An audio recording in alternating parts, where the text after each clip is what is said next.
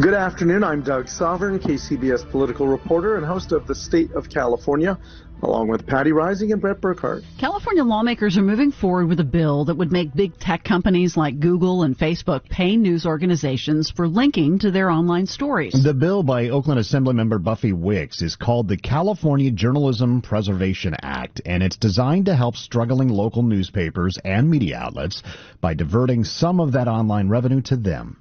A similar bill failed in Congress last year, but something like it has been enacted in Canada and Australia. Right now, if you click on a link that takes you to a story in the San Francisco Chronicle or the Santa Rosa Press Democrat or KCBS, or somebody shares that on Facebook and you click on it, the news organization that produced that content does not see a penny, although you would be exposed to any advertising on their website. This bill would require tech companies to negotiate a fee, a percentage of their ad revenue that they would pay to compensate the outlets that actually produce all that news content that makes up so much of what we consume online. For more, we're joined live today on the KCBS Ring Central Newsline by Chris McKenzie with the Chamber of Progress. That's a tech industry coalition that bills itself as a progressive advocacy organization. It's led by a former lobbyist for Google. It's funded by Google, Apple, Twitter, Amazon, and Facebook's parent Meta, among others. Thank you so much for being with us. All right, so your group is against this bill, which is not a huge surprise since it would cost your member companies money. But why should Google and Facebook and the rest get to access all that news content for free with no compensation to the news organizations that, have seen their revenues crushed by the internet? Sure. Well, first of all, thank you for the introduction, Doug. I would say that in the internet era, users are always going to go online for their news and maybe cancel their delivery. What a lot of tech platforms have actually done is to provide users with more exposure to more outlets, linking to those news sites. And of course, media outlets get the chance to advertise on their own sites, as you noted. So while Google or Apple doesn't need local stories to make their business models work, those local sites do need some of the traffic driven from platforms to their own site. They are benefiting that way. This bill sailed through its first assembly committee last night on a unanimous vote, but some members do have reservations about how it'll work. Are there amendments to be made that would make the law acceptable to your organization, or do you just flat out want it to go away? We've raised a number of concerns. There's a little bit of a list going. So we'd like to see amendments made to make the bill better, certainly.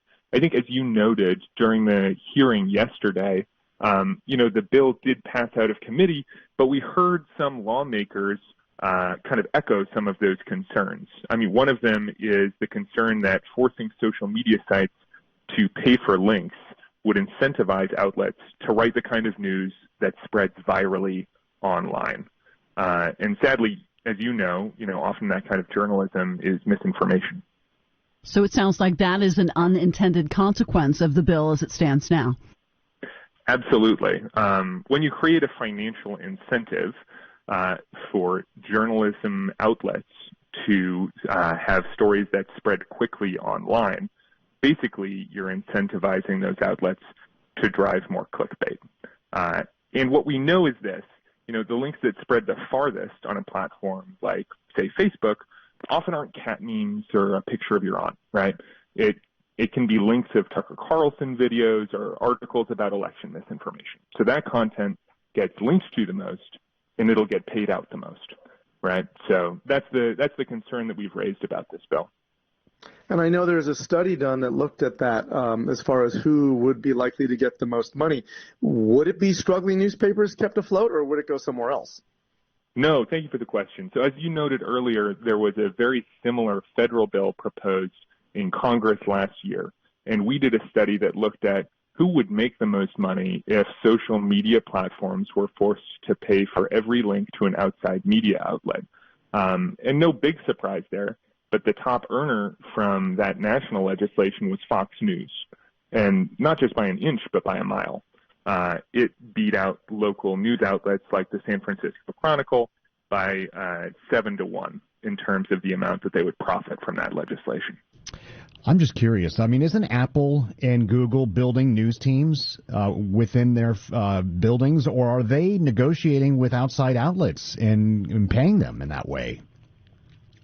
Well, these news aggregates, these platforms that aggregate news for users, currently aren't paying outside outlets to link to their content, right? Because, again, these platforms are sending their own users to outside media platforms by hosting their links. Do you think, just on a basic level, that media outlets that can't compete in the digital age deserve to be rescued?